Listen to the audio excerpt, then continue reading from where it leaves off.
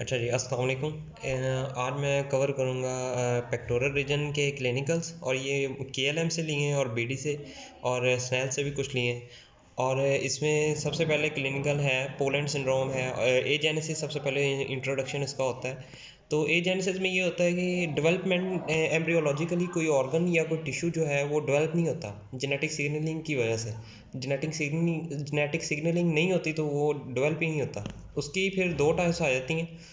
अगर वाइटल हो, for example अगर वो ऑर्गन वाइटल हो तो फीटस की डेथ हो जाएगी, जैसे हार्ट वाइटल है और लंग्स वगैरह वाइटल हैं। अगर वो नॉन वाइटल हो तो फिर वो रिलेटेड फंक्शन जो जो ऑर्गन प्रेजेंट नहीं होगा उसका जो रिलेटेड फंक्शन है वो एब्सेंट होगा। उसके बाद हम आते हैं इसी में ही, फिर एजेनेसिस में ही आता है पोलैंड सिंड्रोम। पोलैंड सिंड्रोम में ये बताया गया कि इसमें पेक्टोरलिस मेजर और पेक्टोरलिस माइनर दोनों ही एब्सेंट होते हैं।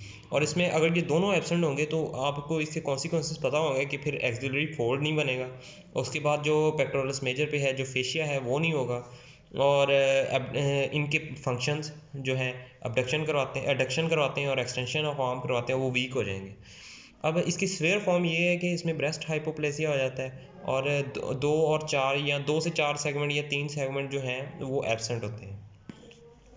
उसके बाद हमारे पास आ जाता है कि long thoracic nerve. Long thoracic nerve में मतलब जिसे ये सप्लाई करती है। अब जब लॉन्ग थ्रेसिक नर्व इंजर हो जाएगी तो इससे हमें सेरेटस इंटीरियर जो है वो पैरालाइज हो जाएगा। सेरेटस इंटीरियर पैरालाइज हो जाएगा तो इससे क्लिनिकल हमारा बड़ा इंपॉर्टेंट है, विंग्ड स्कैपुला हो जाता है। विंग्ड स्कैपुला में ये होता है कि हमारा जो medial border and the inferior angle becomes prominent on the back side, on the posterior side of the person. तो इसमें ये होता है कि जब आप क्लिनिकली प्रेजेंट करते हैं विंग्ड स्कैपुला के साथ तो डॉक्टर आपको कहता है कि आप अपन पुश करें वॉल को अपने हाथ के साथ। तो जब आप पुश करेंगे तो आपका जो है मीडियल बॉर्डर और इंफीरियर एंगल है जो प्रोमिनेंट हो जाएगा। और इस ये मतलब प्रोटेक्टेड होती है, लॉन्ग थ्रेसिक नर्व प्रोटेक्टेड होती है मसल्स के दरमियान। लेकिन जब हम फिस्ट फाइट में अपने हाथ ऊपर करते हैं, फिस्ट बनाने के लिए, जिस तरह बॉक्सिंग में करते हैं, तो उसमें ये है एक्सपोज हो जाती है। और फिर नाइफ, अगर वहाँ पे नाइफ का कट लगे तो उससे हमारी ये डैमेज हो जाएगी। और ऑपरेशन होता है मेस्टेक्टोमी में ब्रेस्ट रिमूव करते हैं, और इसमें भी वो डैमेज हो सकती है। उसके बाद इसका फंक्शन भी लॉस्ट हो जाएगा। सेरेटस इंटीरियर ओवरहेड अबडक्शन करवाता है। अब सेरेटस इंटीरियर नहीं होगा तो ओवरहेड अबडक्शन हो जाएगी। उसके बाद हमारे पास आता है कि स्पाइनल एक्सेसरी नर्व की इंजरी। स्पाइनल एक्सेसरी नर्व की इंजरी में सबसे पहले क्यों होती है? इसलिए होती है कि विप्लैश विप्लैश मतलब जब आप फॉर एग्जांपल बाइक पे बैठे हैं और आपने एकदम से रेस दी है, तो एकदम से बहुत तेज़ी से मोटरसाइकिल जो है मूव की है, तो उससे आपकी गर्दन ऐसे पीछे को चली जाएगी। पीछे को जब गर्दन में झटका लगेगा तो उससे विप्लैश होगा। विप्लैश से ये नर्व, स्पाइनल नर्व डैमेज हो जाती है। स्पाइनल एक्सेसरी नर्व, ट्यूमर होगा, ट्यूमर से भी डैमेज हो जाएगी। सर्जिकल प्रोसीजर के दौरान डैमेज हो सकती है, या आपके एक्सिलरी लिम्फ नोड्स में से जब आप क्या बायोप्सी होगी तो उसमें भी डैमेज हो सकती है। और इसे कहते हैं स्पाइनल एक्सेसरी नर्व पाल्सी। और इसमें ड्रॉप शोल्डर के साथ पेशेंट जो है प्रेजेंट करता है। उसके बाद है इंजरी टू थ्रैकोडोर्सल नर्व। इसमें क्या होगा, थ्रैकोडोर्सल सप्लाई करती है लेटिस्मस डोर्साई को, तो इसकी इंजरी से लेटिस्मस डोर्साई जो है वो पैरालाइज हो जाएगा। और ये इंजर हो सकती है स्कैपुलर लिम्फ नोड्स के में, जब आप उसे रिमूव कर रहे हो तब डैमेज हो सकती है, उसकी बायोप्सी में डैमेज हो सकती है, या मेस्टेक्टोमी में डैमेज हो सकती है। अब इसमें क्या होगा कि लेटिस्मस डोर्साई जो होता है क्लाइंबिंग मसल होता है। अब अगर लेटिस्मस डोर्साई पैरालाइज हो जाएगा तो आप अपने ट्रंक को रेज नहीं कर सकते, आप क्लाइंबिंग नहीं कर सकते। और इसमें ये कि क्रचेस भी यूज़ नहीं कर सकते। क्रचेस क्यों नहीं यूज़ कर सकते? क्योंकि लेटिस्मस डोर्साई जो है वो कनेक्ट करता है ट्रंक को और अपर लिम्ब को। अब अगर वो पैरालाइज हो जाएगा तो जब आप क्रचेस यूज़ करेंगे तो आपका शोल्डर जो है वो अपवर्ड मूव कर जाएगा। उसके बाद हमारे पास है injury to dorsal scapular nerve. इसमें क्या होगा, रोम्बॉइड्स और लिवेटर स्कैपुला जो है डैमेज पैरालाइज हो जाते हैं, और इसमें आप अपनी स्कैपुला को रेज नहीं कर सकते। उसके बाद हमारे पास आती है axillary nerve. Axillary nerve damage हो जाएगी तो ये सप्लाई करती है डेल्टॉइड और टीट्स माइनर को। फिर अगर इससे ये एक्सिलरी नर्व डैमेज होगी तो पैरालाइज हो जाएंगे डेल्टॉइड और टीट्स माइनर। और उसके बाद ये है कि ये कैसे डैमेज होंगे। मतलब अब शोल्डर जॉइंट एंटीरियरली डिसलोकेट हो गया है, या इस इनकरेक्ट क्रचेस जो है इनकरेक्टली यूज़ हुए हैं तो उसने कंप्रेस कर दिया है इसको एक्सिलरी नर्व को, या फिर डेल्टॉइड में इंजेक्शन देते हैं, इंट्रामस्कुलर इंजेक्शन डेल्टॉइड में देते हैं, उसमें भी ये डैमेज हो जाता है। अब डैमेज हो गया, इसका रिजल्ट क्या होगा? रिजल्ट इसमें ये होगा कि डेल्टॉइड पैरालाइज हो जाएगा, तो राउंडेड कॉन्टोर जो है शोल्डर का ऐसे जो बना होता है राउंडेड होता है, वो जो है वो लॉस हो जाएगा। और इसमें सेंसेशन को कहते हैं, सेंसेशन लॉस्ट हो जाती है lateral side of the arm पे। एक छोटा सा बैज है, बैज के साइज का रेजिमेंटल बैज होता है वो, मतलब वो एरिया पैरालाइज हो जाता है, कुटेनियस लॉस हो जाता है वहाँ पे। उसके बाद ये कि डेल्टॉइड कॉमनली यूज़ होता है इंट्रामस्कुलर इंजेक्शन में, जब बाजू में इंजेक्शन देना हो तो वो इंट्रामस्कुलर डेल्टॉइड में ही देते हैं। उसके बाद हमारे पास आती है एक्सिलरी आर्टरी। अब अगर लोअर लिम्ब अपर लिम्ब का ऑपरेशन करना हो और उसमें हमने ब्लीडिंग रोकनी हो तो एक्सिलरी आर्टरी को कंप्रेस किया जाता है।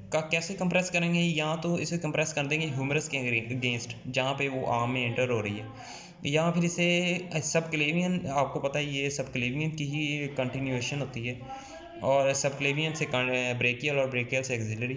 तो सब क्लेवियन को कंप्रेस कर देंगे बिटवीन द स्टर्नोक्लीटोमेस्टॉइड एंड क्लेविकल, इनके दरमियान आप कंप्रेस कर दें तो इससे वो ब्लीडिंग स्टॉप हो जाएगी।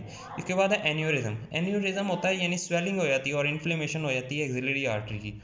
एक्सिलरी आर्टरी की मतलब स्वेल होगी तो क्या होगा, ये कंप्रेस करेगी ब्रेकियल प्लेक्सिस को, ब्रेकियल प्लेक्सिस को कंप्रेस करेगी तो उससे पेन होगी और एनेस्थीसिया होगा of the related damage nerves, यानी कि जौन सी भी कॉर्ड्स उसने कंप्रेस की हैं उनके रिलेटेड ही डिजीज़ होगी।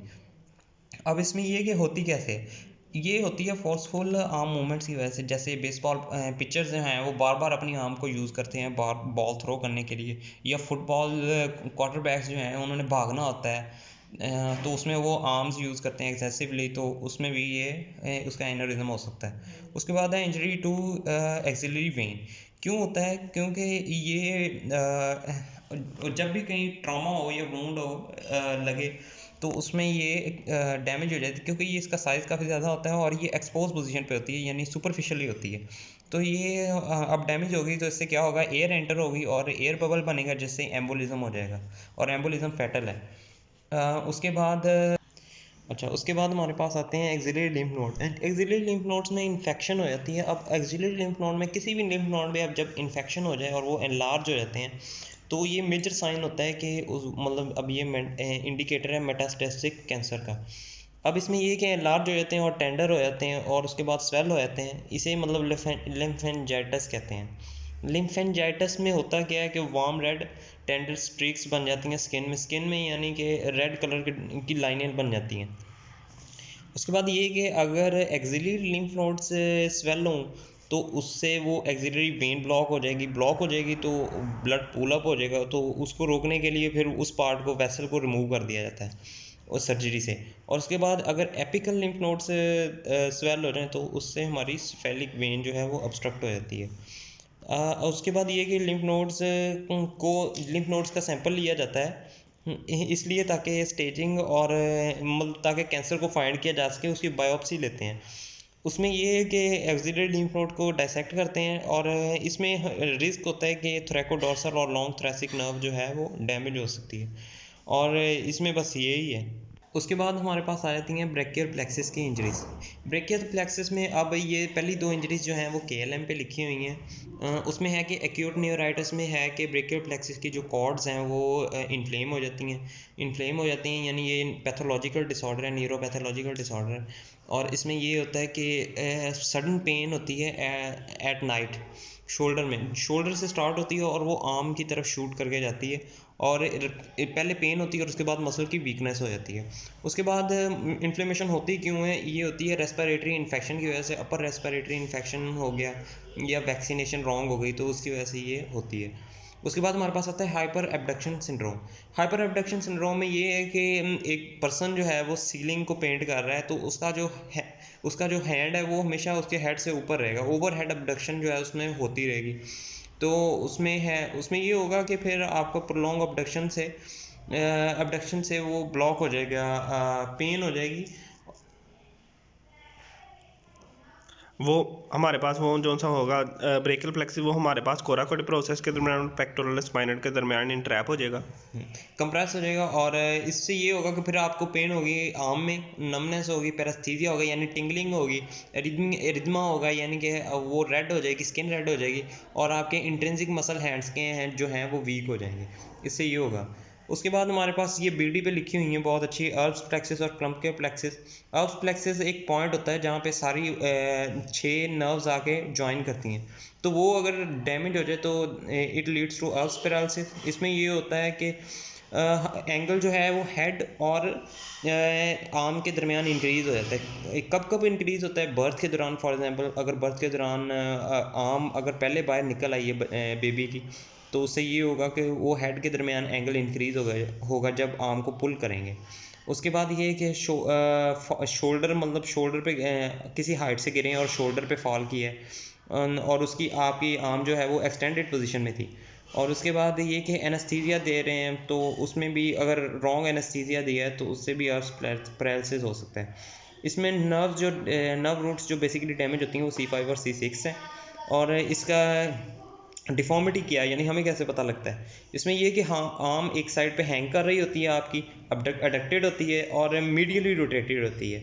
इस पोजीशन को हम पुलिस टिप हैंड या वेटर टिप हैंड भी कहते हैं, या पोर्टर टिप हैंड भी कहते हैं।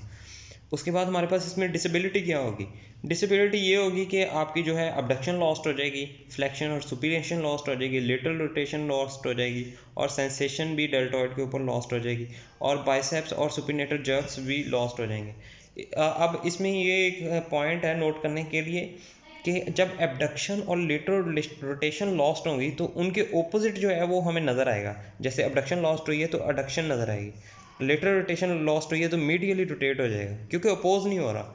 उसके बाद हमारे पास है क्लम्पकेस पैरालिसिस।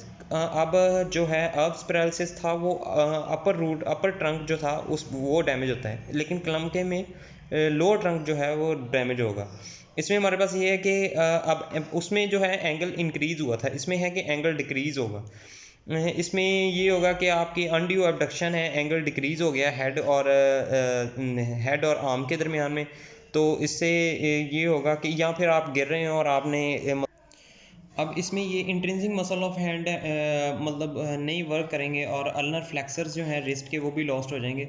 अल्नर फ्लेक्सर्स इसलिए लॉस्ट होंगे क्योंकि अल्नर नर्व डैमेज हुई है। और उसके बाद हमारे पास है कि डिफॉर्मिटी कौन सी होती है। इसमें एक क्लॉ हैंड बन जाता है, कंप्लीट क्लॉ हैंड बन जाता है, क्योंकि CA-T1 जो है वो मीडियन नर्व का कुछ पार्ट होता है, तो उसकी वजह से जो है वो कंप्लीट क्लॉ हैंड बन जाता है, और अल्नर नर्व भी डैमेज हुई होती है। अब इसमें ये कि बाइसेप और सुपिनेटर जर्क लॉस्ट हो जाएगा, एनेस्थीसिया हो जाएगा अल्नर पार्ट पे, क्योंकि अल्नर नर्व डैमेज हुई है फोर आर्म और हैंड में।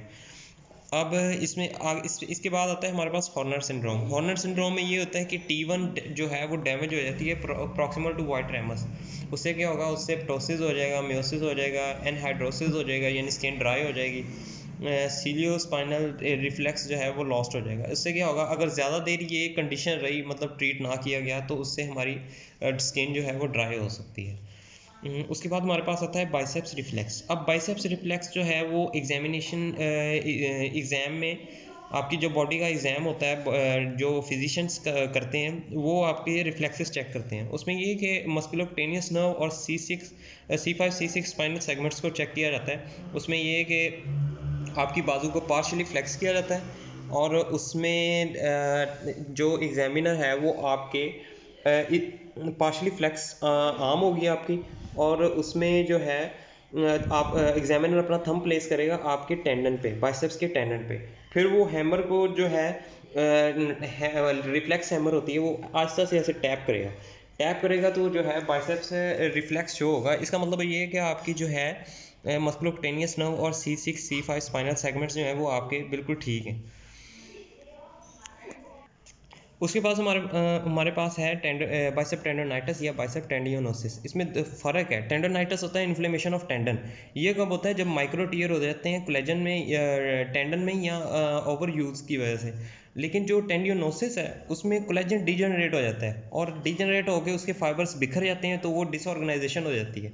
अब ये दोनों के तकरीबन सेम ही कॉजेज़ हैं और इसमें ये होगा कि डीजनरेशन हो गई है एज के साथ साथ, ब्लड सप्लाई पूरी नहीं मिल रही, वेस्कुलर डिस्ट्रप्शन एजिंग के साथ और ओवर यूज़ के साथ। अब ओवर यूज़ कौन से स्पोर्ट्स में करते हैं? ये क्रिकेट में, बेसबॉल में टेनिस प्लेयर्स जो हैं वो रैकेट का, for example tennis player racket का ओवर यूज़ करते हैं, तो उसमें जो है ये इन्फ्लेमेशन हो जाती है। अब हमें पता है कि टेंडन पास कर रहा होता है इंटरट्यूबरकल सर्कल्स से। इंटरट्यूबरकल सर्कस में जो है वो टेंडन पास करेगा, तो वहाँ पे बार बार इसकी जो है फ्रिक्शन प्रोड्यूस होगी, तो उसकी वजह से टेंडनस हो जाएगी और वहाँ से हमें क्रैकलिंग साउंड्स आएंगे, उसे क्रेपिटस कहते हैं।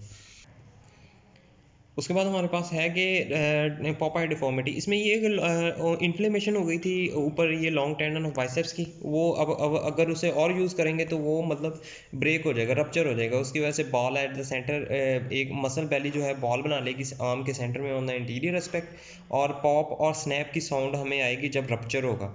तो इसकी मोस्टली ये होता है स्विमर्स में और बेसबॉल पिचर्स में।